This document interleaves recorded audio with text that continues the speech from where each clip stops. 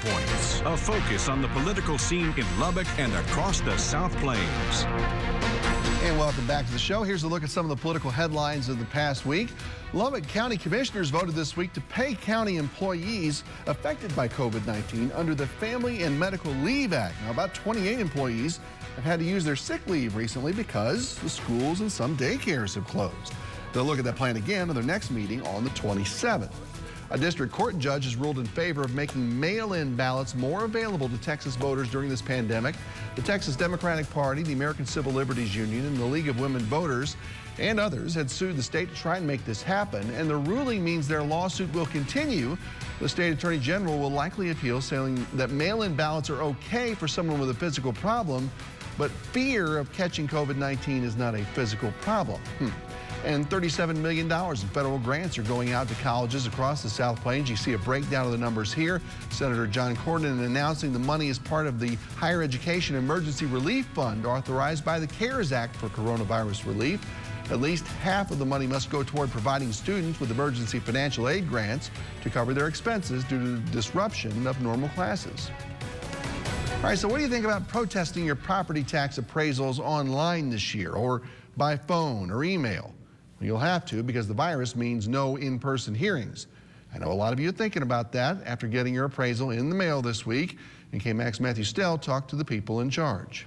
If you own property in Lubbock County, take note. The tax bill you'll be getting in the mail this week is from the last appraisal year. We determine that value by looking back at the data that we're able to capture from the previous 12 months. So from January 1st of 2019 through December 31st of 2019. Or in simpler words, the current state of the economy, already in somewhat bad shape due to COVID-19, won't factor into your bill this time around, but possibly next year. It's going to have a lot to be dependent on how long this COVID-19 crisis continues. Now, if it continues through, August, September, whatever, whatever the experts believe it will, it would have probably it'd probably have a drastic effect on values. Ratloff says countywide average property values have increased by 4%, mainly because of Lubbock's great housing market. There were more buyers on the market than there were sellers, so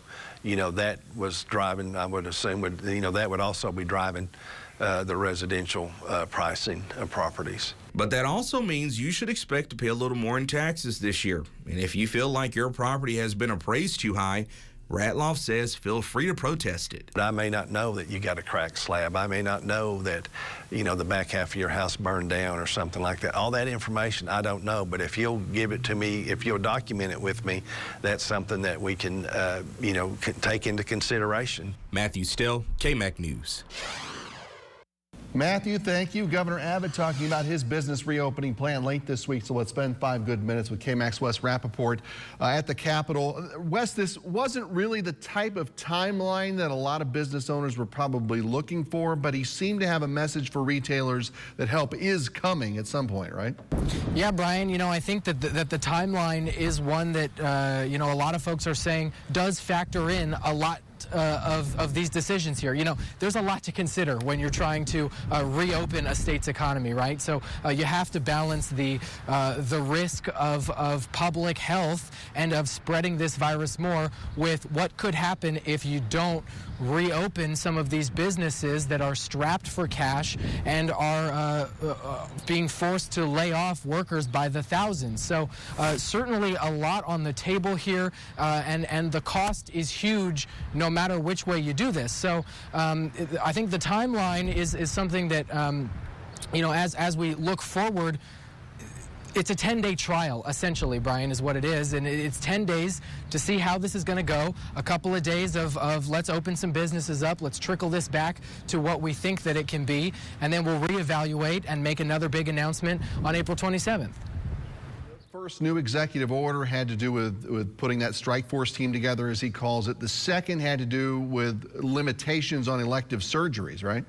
Yeah, 3 executive orders. That first one on the strike force, the other one about reopening businesses, and this elective surgeries loosening as well. And essentially what this does is he had put in some restrictions focused on hospital capacity and that personal protective equipment. And what this does is it will loosen some of those restrictions that he had put in place. There's a few caveats, there's a few exceptions. It's a lot of legal nitty-gritty in there, but basically that's the overarching idea, is that some of those rules and those guidelines that he put in place, he's pulling back on a few of those. School's also done for the rest of the school year, and for the first time we also saw a hint of mandatory face coverings. You mentioned trial runs, but those face coverings only in state parks to this point, right? Yeah, we'd heard this a lot in different communities across the state. You know, some of the bigger cities especially really going hard on the please wear the face covering situation, and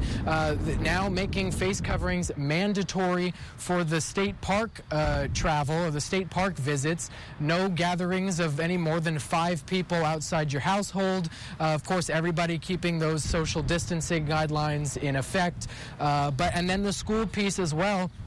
Just because the school buildings are closed, the Texas Education Agency says does not mean the at-home learning or the online learning stops.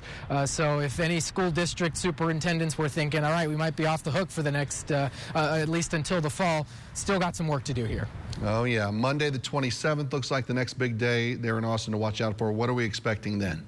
Well, I think that you're going to see an evaluation of what the previous, layering or phase of this trial run, and see how that's gone. I think that there is going to be a lot made of what has worked, maybe what doesn't work.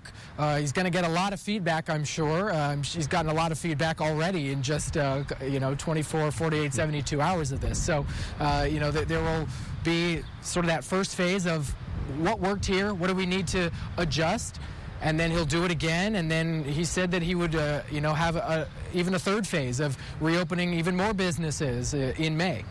All right, we will watch for that. KAMC West Rappaport in Austin. Thank you, sir. We'll talk to you soon. And coming up, our new reality